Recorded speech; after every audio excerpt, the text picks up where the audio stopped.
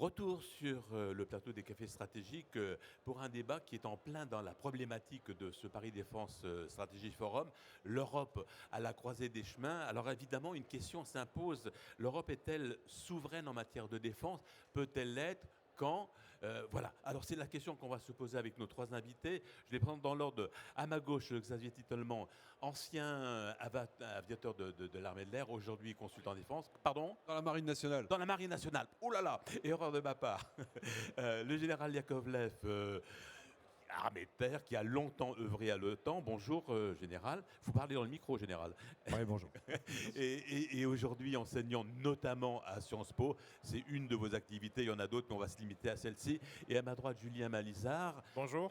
Vous êtes le titulaire de la chaire défense à l'IHEDN. C'est bien ça, je ne me suis pas trompé. Voilà. Alors évidemment, parler d'une défense européenne souveraine, avec les bouleversements stratégiques que l'on a connus, c'est quelle défense souveraine demain et puis peut-être après-demain. Alors on va commencer par demain, pour ne pas dire demain matin. L'Ukraine... Alors, l'Ukraine se sent un peu seule, même s'il y a eu une évolution ces 24 dernières heures. On va laisser ça de côté parce que ce qui a été vrai il y a 24 heures peut ne plus l'être dans 24 heures. Voilà, qu'est-ce que l'Europe peut faire aujourd'hui? Qu'est-ce qu'elle est en mesure de faire pour soutenir directement l'Ukraine? Alors, je commence par vous, Xavier Tittelman.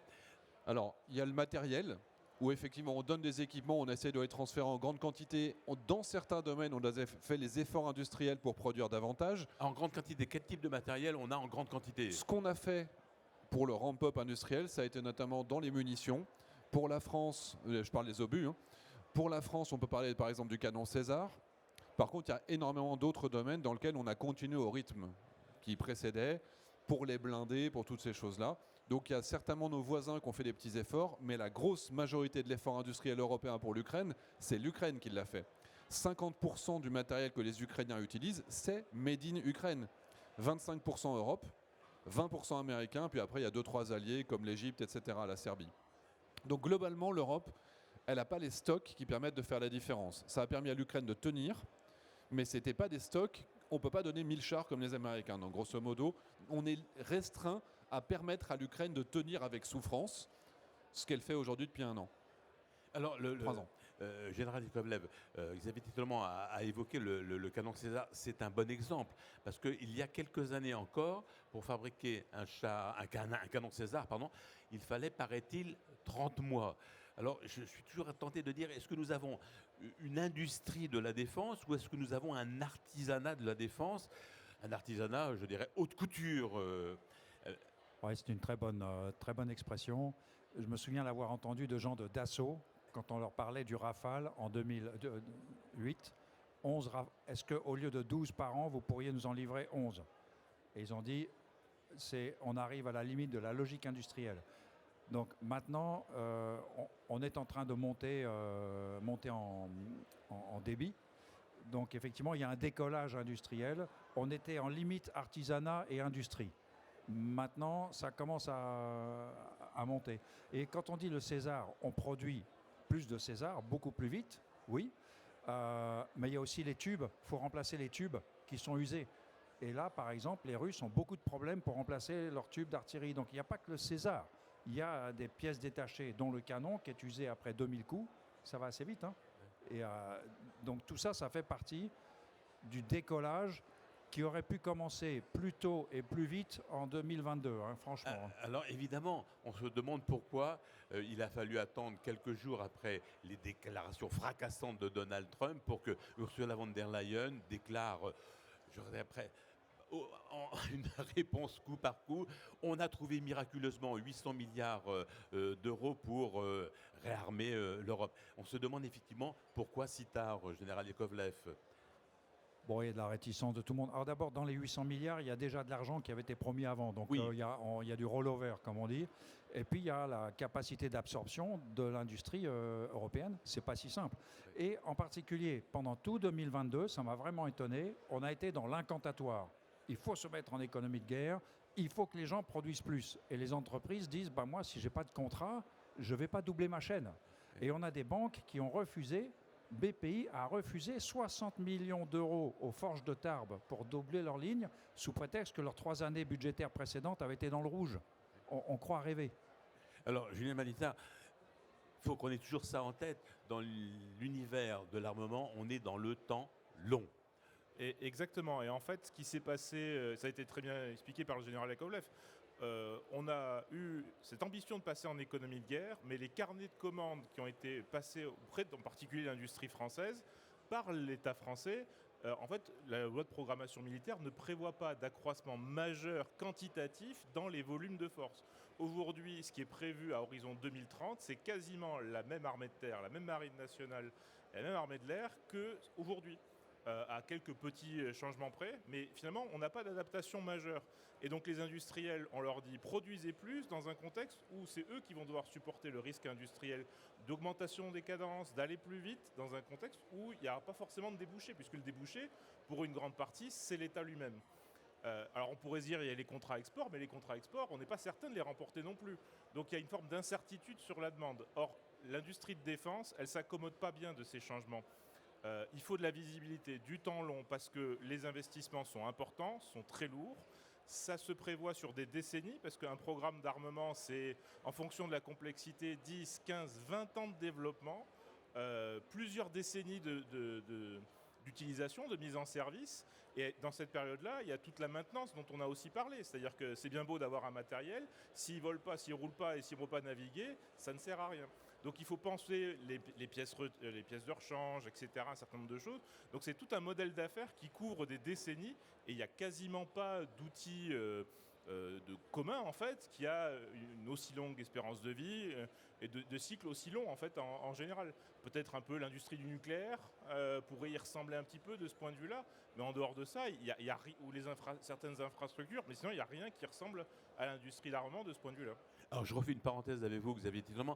Quand on entend le général Yakovlev, quand on entend Julien Malza, on se dit que les pauvres Ukrainiens, on ne peut pas leur offrir grand-chose du jour au lendemain. Non, ça c'est factuel, malheureusement. C'est pour ça qu'ils ont beaucoup compté sur eux-mêmes et sur leur innovation. Et le grand basculement et la grande réussite des Ukrainiens, ça a été leur capacité à faire ce que nous, on aurait été incapable de faire, mais dans le low cost. Je donne toujours l'exemple des missiles. Ils interceptent 2500 missiles low cost chaque mois. La France en est totalement incapable. Il n'y a aucun pays d'Europe qui est capable de le faire. Comment est-ce qu'ils ont réussi cet exploit ? C'était en abaissant le niveau d'exigence technologique. C'était en ressortant les gros canons de 12-7. C'était en développant des drones et c'était en développant la guerre électronique qui permet de détruire un tiers de ces drones. Mais on peut regarder aussi l'exemple russe. La Russie aujourd'hui dit clairement, quand je produis un char, je n'ai pas besoin que ce soit un char avec un roulement qui va tenir 50 ans. Donc ils font des qualités de métaux qui sont plus faibles parce que de toute façon ce char dans 3 ans il sera cassé. Et donc ça permet évidemment de produire en masse nécessaire pour faire face à une guerre de haute intensité. Mais ça c'est un logiciel évidemment qui n'est pas du tout accepté de notre côté puisque si on produit quelque chose, on se dit que ça doit rouler jusqu'en 2060. Oui, garantie 20 ans et même un peu plus. Alors, je me tourne vers vous de nouveau, Julien Malisa. Nos grands industriels de l'armement, Naval Group, Dassault, ex-Nexter, KNDS, tout ça, qu'est-ce qu'ils retiennent, eux, de l'expérience ukrainienne ? Est-ce qu'ils se disent, finalement, on est peut-être un peu dans l'erreur de vouloir à tout prix le mouton à 5 pattes, garanti 40 ans, comme vient de l'exprimer Xavier Tillerman. Est-ce qu'il y a une évolution de la réflexion du monde de l'industrie de la défense avec cette expérience ukrainienne ou pas du tout ? L'expérience ukrainienne nous montre l'importance d'avoir de la masse qui est globalement le paradigme auquel on a renoncé en France depuis la fin de la guerre froide en fait. Le paradigme de la masse, c'est l'idée d'avoir beaucoup de matériel, possiblement avec des pertes élevées, et avec la fin de la guerre froide, on est passé d'une forme de prépositionnement d'une menace qui arriverait à l'Est à une armée force expéditionnaire. Des besoins pour projeter des troupes à l'étranger dans le cadre d'opérations extérieures. Donc évidemment, il y a eu un temps d'adaptation qui est aujourd'hui quasiment achevé en quelque sorte. Aujourd'hui, on a des forces armées bien adaptées aux besoins de cette époque-là. Et donc revenir vers de la masse, ça voudrait dire aussi redéfinir une forme de besoin par rapport à des besoins de massification qui sont exprimés, mais dont on voit aussi qu'on ne renonce pas à la logique expéditionnaire. Et donc il y a une forme d'écartèlement aujourd'hui entre des besoins de masse, et donc possiblement un peu low cost, comme ça a été évoqué, avoir des matériels dont on imagine que l'espérance de vie sur le champ de bataille va être très courte, mais donc on n'aura pas besoin de développer des cathédrales technologiques à plusieurs millions d'euros l'unité, si jamais leur espérance de vie sur le champ de bataille est de quelques heures. Et donc, en fait, là, l'enjeu ici, ça va être un enjeu d'expression du besoin, me semble-t-il, de la part de la Direction générale de l'armement. Aujourd'hui, on n'a pas renoncé à avoir ces matériels très, très avancés, Très sophistiqué. donc très coûteux à développer, très coûteux à produire. L'archétype de ça, c'est un porte-avions. C'est des années et des années de développement pour des années et des années de mise en service. On n'a pas renoncé à ça. Et donc toute la difficulté aujourd'hui, me semble-t-il, c'est une adaptation à la fois pour les forces et de la masse et de la technologie, parce que ce n'est pas les mêmes besoins, ce n'est pas les mêmes outils. Et donc c'est aussi peut-être faire appel à d'autres formes d'industriels. Si jamais on veut des millions de drones comme ce que fait l'Ukraine, forcément ça sera peut-être, semble-t-il, d'autres formes d'acteurs plus proches du civil en fait, qui vont émerger et qui vont être capables de faire de la très grande quantité, alors que les acteurs traditionnels vont rester dans leur métier des canons très complexes, longs à produire aussi, même si le temps de production a été divisé par 2. Et donc, une forme de complémentarité en fait entre ces industries, parce que les besoins, là aussi, seront complémentaires. Alors, on va parler un petit peu d'aérien, mais c'est vrai qu'il y a un grand constructeur aéronautique en France, du point de vue militaire, c'est Dassault. Et puis, il y a à côté, je pense, une société comme Delair qui fait des drones. Donc, il y a vraiment des petites sociétés qui sont capables de fabriquer beaucoup de drones très vite, et puis des grandes entreprises comme Dassault qui disent il faut vraiment du temps pour nous, pour prévoir. Et alors, mais que disent les militaires? Vous n'êtes plus aujourd'hui dans les états-majors, général Yakovlev, mais les états-majors, vos successeurs, ils se disent, moi je veux les deux, je veux la masse et puis la haute technologie. Alors comment il va falloir un moment aussi que les militaires arbitrent à quel niveau il faut mettre le curseur? Oui, je pense que je ne sais pas si c'est aussi binaire que ça, et je constate que l'expression militaire, l'expression du besoin militaire, les Français, par rapport aux autres Européens, on est plutôt très bon. Le Rafale, si c'est le meilleur avion en Europe et à bien des points de vue le meilleur avion du monde, c'est parce que l'armée de l'air et la marine avaient une vision très cohérente de ce qu'elle voulait. Les autres, ils ne sont pas arrivés. Le César, quand le César est sorti, je me souviens, mais nos alliés, ils nous regardaient avec pitié. Ils disaient, nous, c'est une artillerie sous-blindée, etc., etc. Et ils ont fait des Césars comme les Suédois, le Archer. Ils ont fait un César, entre guillemets, surtechnologique, avec un rechargement automatique. Le résultat, c'est que les Ukrainiens disent le César, lui, il ne tombe pas en panne, parce que 6 hommes, ça ne tombe pas en panne. Et le système étant simple, on s'en sort. Donc, on a des choix qui sont très bons. Maintenant, il y a des choses qui m'inquiètent. Par exemple, on est en train de dire le canon anti-char prochain, c'est le 140 mm. Donc, moi, j'ai connu 105, et puis après, j'ai commencé au 90 d'ailleurs. 90, 105, 120, et donc maintenant 140. Et je me dis, pas forcément. Le canon de 57 mm à tir rapide, 100 coups à la minute, par l'effet de bordée au sens, les obus arrivent l'un après l'autre, ils vont vous déchiqueter n'importe quel blindage. C'est un canon que les Soviets et les Allemands faisaient pendant la Deuxième Guerre mondiale. Il est d'une robustesse, d'une fiabilité totale. Il est domaine public, si j'ose dire, si on veut le copier. Donc pour moi, le char de l'avenir, c'est pas un char avec un canon de 140 mm avec les contraintes que ça emporte, c'est un char avec un canon de 57 mm qui du coup peut faire de l'anti-aérien, en combat de rue peut tirer vers les hauts. Vous voyez ce que je veux dire? Donc là, je pense qu'il y a une réflexion à faire on est monté. Maintenant, il faudrait repasser sous le tapis. On a bien compris qu'on avait vraiment le meilleur char ou le meilleur canon, mais on n'avait qu'un ou deux exemplaires, alors qu'il faudrait évidemment... Bon. Alors, ça, c'est une première chose, parce que c'est quand même une évolution de la réflexion stratégique. Et ce sont les Ukrainiens qui nous ont appris ça. La deuxième chose, c'est le réarmement. Il est général, chaque pays réarme à son niveau. La France va avoir un budget de la défense qui va augmenter, les Allemands encore plus, les Polonais sont déjà à un haut niveau, etc. La question, c'est maintenant, on achète quel type d'armement et à qui? Parce que, évidemment, les seuls qui ont beaucoup de matériel à vendre, ce sont les Américains, que ce soit des F-35. Alors, vous faites... alors, bon, vous allez avoir la parole. Hein. Je sens que Oui, non, pas totalement, vous faites des gestes, voilà.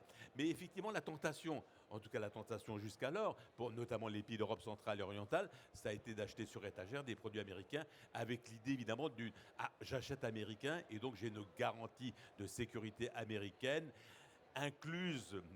C'est en bas, en petite ligne dans le bon de commande, c'est j'ai la garantie de l'OTAN et de l'article 5.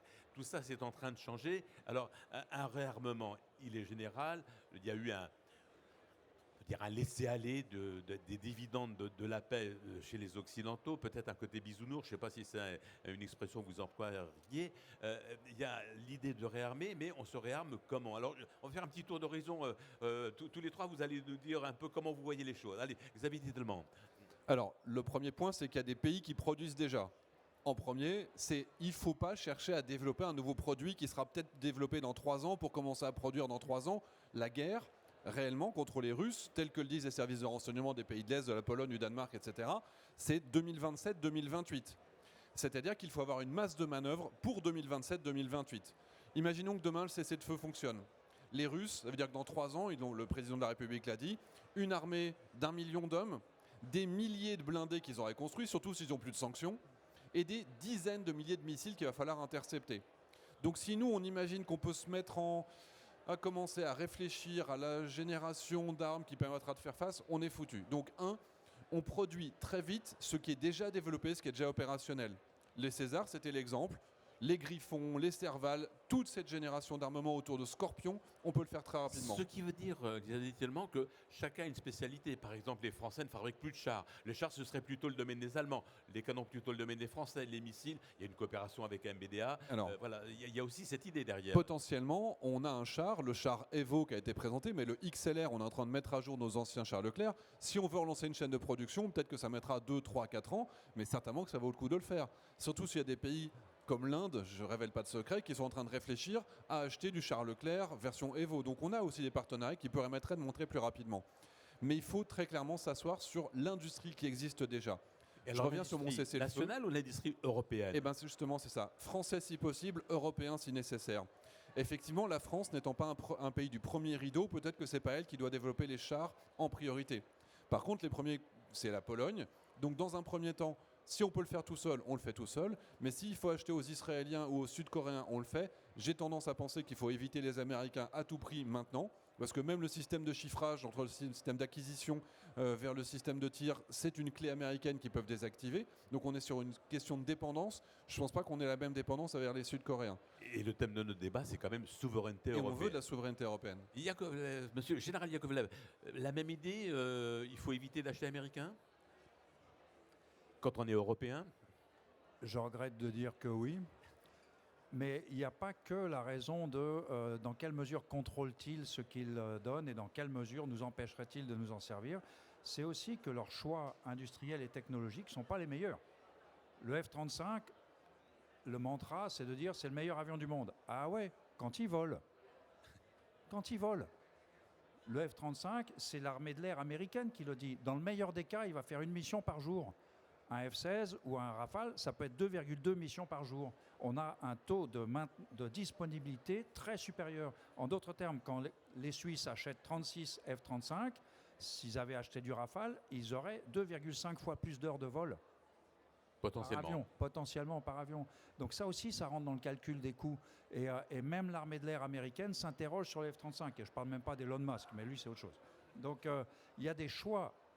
Donc les Américains ont des choses que nous ne faisons pas, l'artillerie, les missiles sol-sol, mais on les a fait, il y a 20 ans, on avait le Hades. Donc, ils ont des missiles hypersoniques. Avec MBDA, et du missile supersonique, on en a, donc on saurait faire, voilà, on saurait faire assez vite. Et pas forcément moins bien que les Américains. Les chars européens sont meilleurs que l'Abrams. Notre artillerie est très supérieure à la leur dans tous les aspects, chaîne de conduite de tir inclus. Là, il y a quand même pas mal de choses. Le mantra que les Américains font mieux, non. Ce qu'il y a de sûr, c'est qu'ils font plus cher. Julien Malizard, même question. On achète ou pas américain? On développe l'industrie de défense européenne ou on se focalise sur l'industrie de défense française? Alors, il y a les raisons pour lesquelles on peut acheter américain dans l'existant en quelque sorte, dans les parcs qu'on observe, il y a 2 raisons principales. C'est un aspect en gros de protection parce qu'on se met dans un réseau d'alliances en quelque sorte. Donc proximité avec l'OTAN notamment, interopérabilité, tout un tas de raisons assez clairement établies. Il y a une deuxième raison qui est historiquement évoquée sur les précédentes générations de matériel, typiquement le F-16. Ça a été produit à des milliers d'unités et donc ils ont fait des économies d'échelle et ils ont pu les vendre j'allais dire à vil prix, mais c'est pas la bonne expression, mais vous avez compris en gros.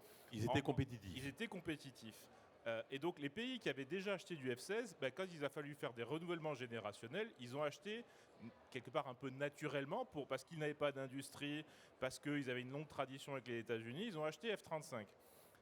Mais cet effet d'achat américain, il est très concentré dans le domaine de l'aéronautique et très concentré dans le domaine des avions de combat. Quand on regarde les autres domaines, la pénétration des industries américaines, elle est plus faible. Vous ne retrouvez pas les Américains dans le domaine du naval. Parce que les Européens, ils produisent pour eux-mêmes, ils sont beaucoup plus efficaces que les Américains. Dans le domaine du terrestre, c'est un peu complexe parce que l'industrie terrestre, les Américains ont racheté des unités de production en Europe. Mais on voit bien ici que la géographie, on est focalisé sur cet effet F-35, mais finalement, quand on met de côté les avions de combat, et bon, on les met de côté, mais ça représente beaucoup dans les budgets d'acquisition. Donc forcément, il y a un effet taille dans les budgets qui apparaît clairement. Mais si on les met de côté, en fait, on a une position un peu nuancée. Et donc, il ne faut pas oublier, et ça a été rappelé, que les Européens sont capables de produire à un bon niveau, technologiquement, au moins aussi bon que les Américains en fonction des compétiteurs. Donc, il y a des compétences en Europe. Ces compétences, elles ne demandent finalement qu'à être utilisées. Et donc, adresser des commandes à l'échelle européenne, c'est bon pour l'industrie européenne, ça crée des emplois, des activités européennes. Mais dans un contexte où il y a une forme de doute sur la capacité des Américains à fournir une forme de sécurité, en fait, là, à l'échelle européenne, c'est aussi... on parle souvent du pilier européen de l'OTAN, là, c'est vraiment l'occasion de le développer dans ce contexte où il y a, la certitude de l'aide américaine n'est pas aussi forte qu'elle ne l'était il y a encore pas si longtemps. Alors, la prise de conscience que cette sécurité américaine, elle peut être vite défaillante, je pense qu'elle est généralisée. Il y a des réunions à tout moment, des déclarations qui vont globalement toutes dans le même sens. Est-ce que c'est déjà en train de changer quelque chose? Est-ce qu'on est passé de la prise de conscience à l'étape suivante, la nécessité de coordonner les efforts à tous les niveaux pour construire une défense européenne? Je ne sais pas si c'est un élément de réponse, mais il y a quelque chose d'intéressant avec la déclaration de la présidente de la Commission la semaine dernière dans son plan Rearm Europe, 800 milliards. En fait, il y a effectivement des dons, des prêts dont on ne sait pas trop d'où ça vient, mais oui, on imagine. Sait pas trop, Et après, donc, le reste, c'est à la discrétion des États.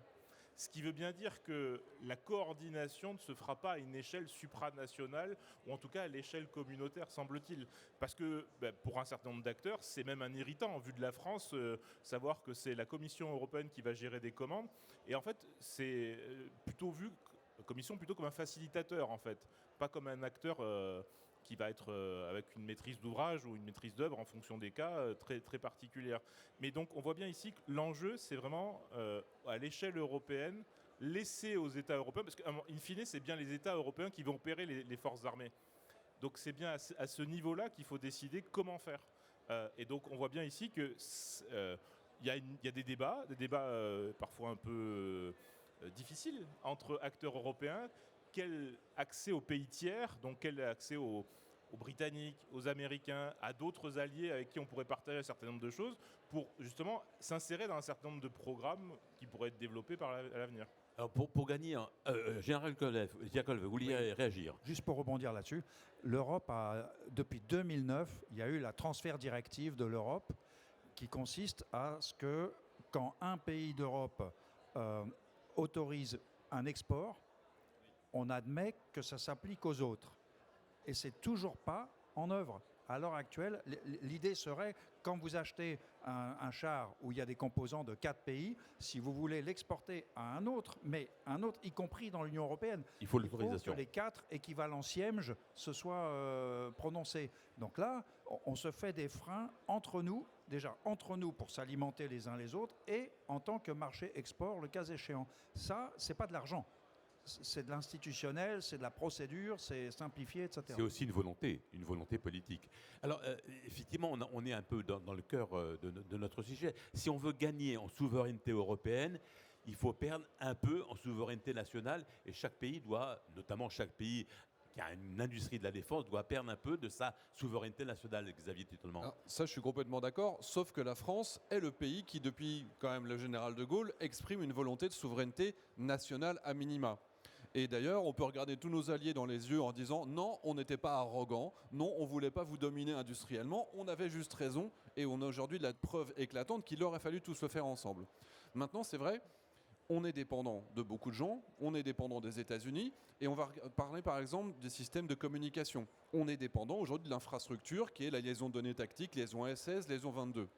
La France est le seul pays qui a développé un système parallèle, les radios contact, qui vont être sur les Rafales au standard F4, qui permet à 2 avions de communiquer entre eux sans que les Américains puissent nous écouter avec leur clé de chiffrement.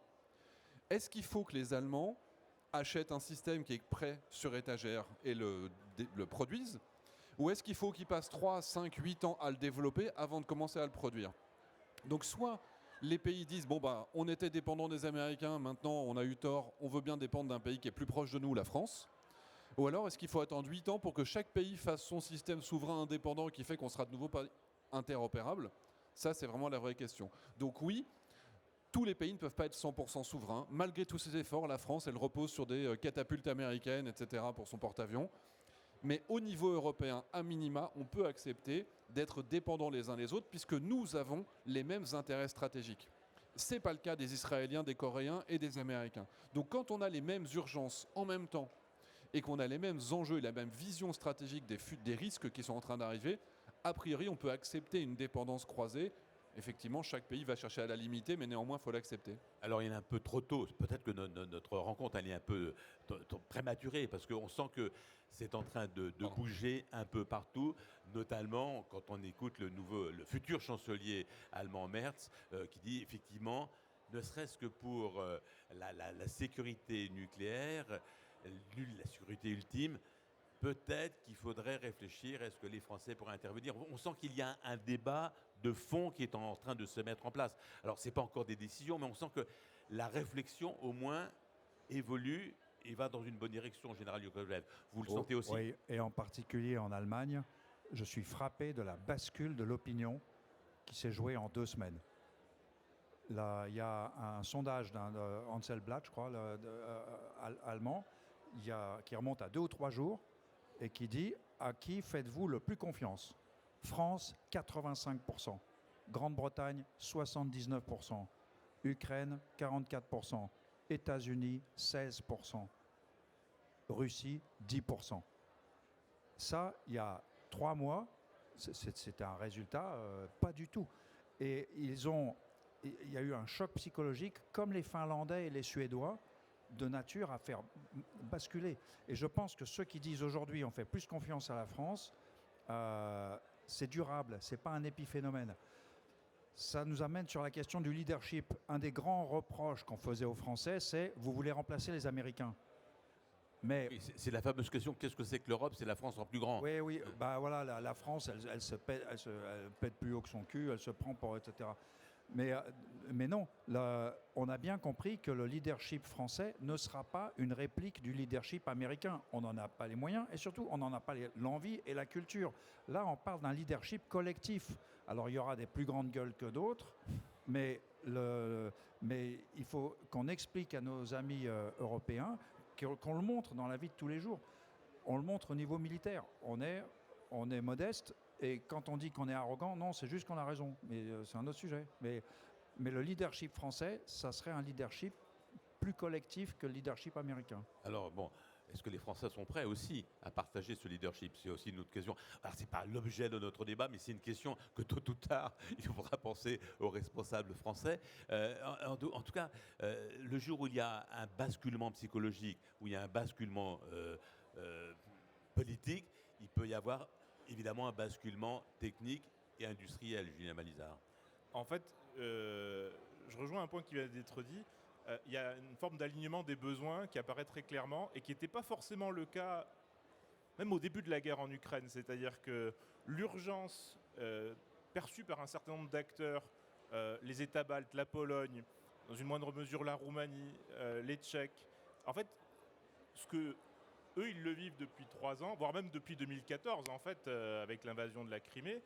Nous, on est en train de le vivre maintenant, ce moment de doute, en fait, et ce moment où on dit, ah ben c'est fini, la période passée de forme de dividende de la paix, ou en tout cas de moindre investissement dans la défense. Et donc on voit bien ici que collectivement, entre États européens, on fait face à une menace, alors qu'il y a encore dans un passé pas si lointain, il y avait encore une forme de... En gros, les Portugais et les Espagnols n'avaient pas les mêmes ambitions que les Baltes, par exemple, qui, eux, partagent une frontière commune avec la Russie.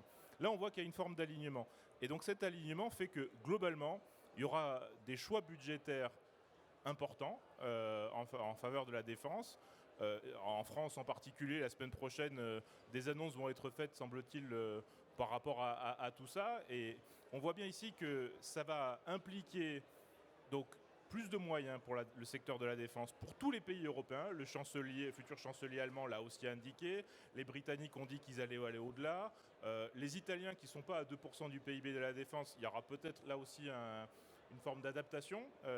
Et donc, ça va se concrétiser très probablement par des commandes supplémentaires qui vont être adressées. La question, c'est est-ce qu'on va vouloir développer de nouveaux matériels ou alors acheter finalement des choses qui existent déjà, solliciter les lignes de production, les mettre sous tension pour être efficace et accroître les volumes. Mais on voit bien ici qu'il y a cet enjeu et ça risque de... Cet alignement, effectivement, politique, avec en gros une forme de compréhension globale sur la menace, budgétaire et ensuite industriel, fait que en fait, on va adapter l'outil industriel. Par contre, il faudra être lucide, ça ne va pas se faire en un claquement de doigts. On ne va pas demain produire je ne sais combien de canons, je ne sais combien de frégates et je ne sais combien d'avions de combat en plus par rapport à ce qu'on connaît aujourd'hui. Ça va nécessiter des efforts constants, durables, avec un horizon clair, mais ça va prendre du temps, ça ne va pas se faire du jour au lendemain. Alors cette évolution, cette montée en puissance, elle doit se traduire par la création, par exemple, d'un Airbus de l'univers terrestre, de l'armement terrestre, un Airbus du naval. Question, est-ce que ça doit aussi se traduire par, car il faut monter en gamme, produire plus vite, par un soutien, par exemple, de l'industrie civile. On en parle depuis 48 heures, 72 heures. Une ancienne usine Audi à Bruxelles, qui est fermée aujourd'hui, qui pourrait fabriquer, je veux dire, beaucoup plus de produits, peut-être de chars, tout est à définir, mais une utilisation de l'industrie civile au secours ou en renfort de l'industrie de défense. On a vu que dans les années 14-18, Renault qui faisait des voitures a fait des chars, donc c'est pas complètement nouveau. Est-ce que c'est deux pistes, une concentration, un sentiment européen d'avoir plutôt que des industries nationales, de vraies industries européennes, comme Airbus, qui est évidemment un modèle, et puis effectivement un recours à l'industrie civile pour renforcer l'industrie de défense. Xavier Timmermans. Il y a des Airbus dans la défense. On a MBDA qui est un super exemple de réussite. On peut regarder KNDS qui maintenant est franco-allemand avec une répartition des tâches. Mais donc on peut effectivement multiplier ce modèle si on le souhaite. Il faut une consolidation peut-être, notamment pour pouvoir profiter de plus de lignes d'assemblage une fois qu'on a développé un produit qui est efficace. S'il y a une ligne d'assemblage qui est à moitié utilisée en Allemagne alors qu'on a le même produit dans une entreprise commune en France, logiquement on pourra augmenter la cadence. Donc ça existe déjà et il faut que ces modèles s'approfondissent. Par contre, il y a la dimension utiliser le potentiel outil industriel civil qui n'est pas utilisé. J'ai un copain, avant je faisais dans une société de conseil, il habite en Angleterre, et en Grande-Bretagne, ils ont répertorié toutes les imprimantes 3D industrielles de tous les pays qui ne seraient utilisées qu'à 70-80%. C'est-à-dire qu'ils ne vont pas dire on va attendre que l'usine fasse faillite pour la transformer en usine de défense. C'est que les 20% de potentiel de votre imprimante 3D, vous allez faire des morceaux de drone qui vont aller dans l'usine pour accélérer la production derrière. Ce n'est pas simplement transformer totalement des usines, c'est que oui, chez Renault, il y a certainement des outils qui ne marchent pas à 100% et qui pourraient faire des morceaux de missiles. Général Yakovlev, est-ce que pour vous aussi c'est la bonne direction, c'est-à-dire essayer d'être plus européen dans sa vision des choses et puis d'utiliser un peu l'industrie civile. Est-ce que ça, c'est dans la bonne direction pour vous? Oui, l'optimisation. On a encore une vraie base industrielle en Europe. Je pense par exemple à la République tchèque, qui a une vraie base industrielle et un savoir-faire. Donc il y a pas mal de contrats. On pourrait regarder de leur côté, par exemple. Il y a un facteur qui ralentit tout, c'est le principe du retour géographique sur les grands programmes. L'idée que si j'ai l'intention d'acheter 40% de la production, je veux produire 40% du marché. C'est ce qui a Un blocage. C'est ce qui a pas aidé franchement pour le A400M par exemple de chez Airbus. Là, l'idée générale, c'est celui qui a la meilleure chaîne, qui peut produire au meilleur prix, au meilleur, voilà, voilà, entre guillemets, il a gagné. Et on verra après où est le retour. Donc, il faut faire gagner le meilleur. Et dans le meilleur, c'est aussi une question de délai de production et de coût de production. Et c'est étonnant parce que tous nos amis européens, quand on est dans un programme européen, ils sont féroces sur le retour géographique. Et quand il s'agit d'acheter américain, ils ne parlent pas de retour géographique. Ils achètent américain. Donc il faudrait juste qu'ils s'acceptent entre eux, et on serait les premiers bénéficiaires d'ailleurs, mais il faudrait juste qu'ils acceptent entre eux ce qu'ils acceptent des Américains en fait. Exemple, les Black Hawk qu'ont acheté les Polonais, avec toute l'affection que j'ai pour eux, eh ben, Airbus était prêt à faire la chaîne d'hélicoptères chez eux. Eh ben non, ils ont acheté le Black Hawk, pour lequel il n'y a pas de chaîne et il n'y a pas de retour. Il ne le ferait peut-être pas aujourd'hui. Peut-être une dernière question, on a encore 2-3 minutes, mais est-ce qu'il faut faire aussi très attention à ne pas produire les armements de la guerre d'hier? On voit bien que les données stratégiques, les données tactiques ont changé, ont évolué. On le voit avec l'Ukraine. Est-ce qu'on n'est pas un risque de produire les armements de la guerre d'hier? C'est évidemment une tentation qu'on a toujours. Qui veut rebondir? Je peux le faire en très rapide. Allez. Il y a un pays qui nous montre qu'est-ce que c'est que la guerre d'aujourd'hui, c'est l'Ukraine. L'Ukraine, demandons-lui les plans. Produisons dès maintenant des drones pour l'Ukraine, les blindés pour l'Ukraine, les systèmes de déminage ukrainiens, les systèmes de guerre électronique qu'eux ont pour le combattant individuel. Demandons-leur les plans pour les produire tout de suite pour eux. Et ensuite, on continue la production et on le développe en partant de cet acquis-là. Et là, pendant 3 ans, on pourra produire. Mais il faut aussi reposer sur l'industrie ukrainienne qui produit déjà et qui doit surtout continuer à produire au même rythme pour les prochaines années pour éviter une confrontation ouverte avec la Russie. Allez, mot de la fin, c'est vous qui allez l'avoir, Julien Malizard. Même question, je dirais, est-ce qu'il faut faire attention à ne pas avoir la production de la guerre d'hier? Évidemment une tentation. Et en fait, une des façons de faire, c'est ce qui vient d'être dit.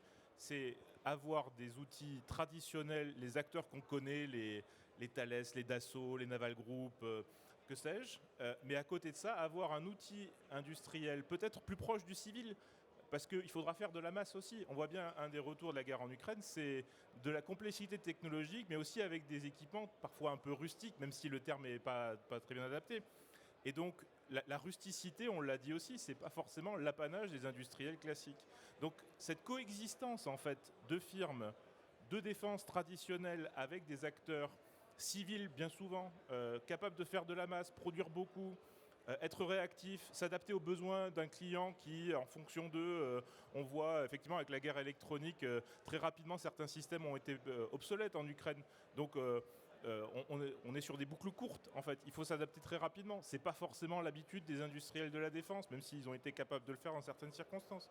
Donc, avoir une coexistence des systèmes industriels permettra probablement d'avoir un spectre capacitaire beaucoup plus large que de dépendre que d'une seule industrie très technologique et très habituée à certains process qu'on connaît bien, hérités aussi là, de la période post-guerre froide. Merci, toujours avec l'idée d'avoir une Europe de la défense plus souveraine. Merci à tous les trois, Julien Malizard, Gérald Yakovlev, Xavier Dupont. Merci beaucoup. Merci.